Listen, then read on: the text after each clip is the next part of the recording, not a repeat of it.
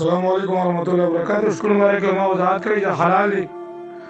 یو یا وړوکی جګجګي حرام دي، خو چکن شکور دی هغې ته په عربي کې دلدل وایي. حلال شی د دې حرام علامات د حرمت ورکې نشته. کوم شرایط چې د حرمت فقهاو بیان کړي هغې شرایط په دې کې نه دي موجود.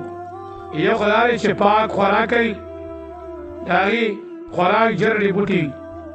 بل دا دی چې کم خباثت په وړوکو شیزونو کې هغه خباثت هم ورکې نشته دي. او درېیمه خبره دا دی چې غاښونه باندې شلول هم نه کوي.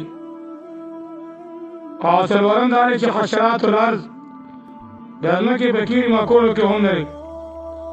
نو په عربي کې دې ته ویل کېږي دلدل، او دا بلکل حلال دي. یو وړوکې جګجګي چې خلک هغې ته شکشکې هم وایي، هغې ته کنفوز وایي. او یو دلدل دی دا غټ ناوړوکې حرام دی، اگر چې هغې ته امام شافعي رحمت الله علیه حلال وایي، خو دا غټ بلکل حلال دی، په دې کې څه اختلاف